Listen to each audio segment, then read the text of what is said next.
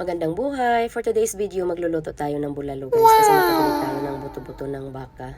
Tapos pinakuluan na yan nung kinagabihan pa. Pero hindi pa talaga as in malambot. Umpisahan lang sa pagpapakulo ng kinagabihan para mabilis na lang natin palambutin ngayon. Gawa ng may duty ako. So yan, mikos-mikos na natin. Umpisahan na rin natin ang pagpapalambot ulit kasi wala tayong pressure cooker. Kaya ayan, manual na lang muna natin. Kaya medyo mabagal to, matagal siya. Kasi alam mo naman yung baka. Talagang mahirap yan siya palambutin. Parang puso mo. Joke. Yung pala, yung rekado din, yung mga sahog is kinagabihan ko din yan hiniwa.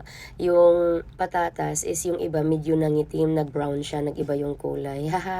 Kasi ayaw ko kasi ng kinabukasan magahol ako sa oras. Kaya ginawa ko, hiniwa ko na nung kinagabihan, di ba? Para kinabukasan, luto na lang agad.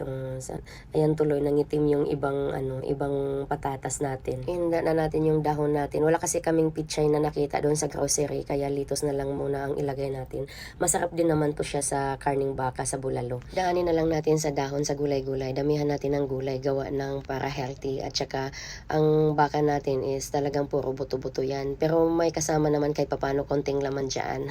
Ayan na yung mga sahog natin. Oh. Masarap yung sabaw pag may saging yung bulalo. Gawa ng manamis-namis yung sabaw niya dahil doon sa saging na hinog. At saka yung mais. Oh, diba?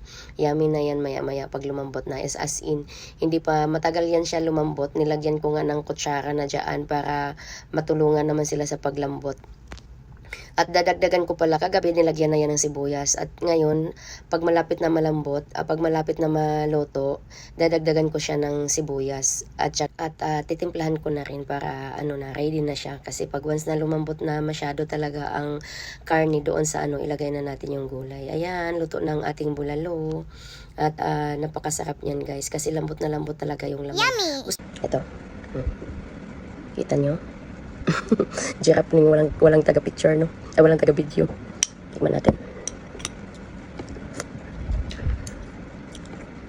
May saging kasi siyang hinog, kaya medyo manamis-namis siya. Sarap. Masarap talaga siya pag may saging.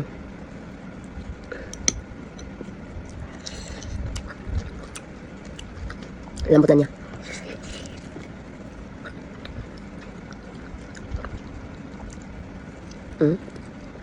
Malambot. Sa bulalo masarap talaga yung malambot talaga. Ang yaman. Parang hindi siya mahirap kainin. May gulay tayo. Litos. Hindi ko na nabidyuhan yung patapos na kasi na nakalimutan ko. Ang init kasi sa kusina namin.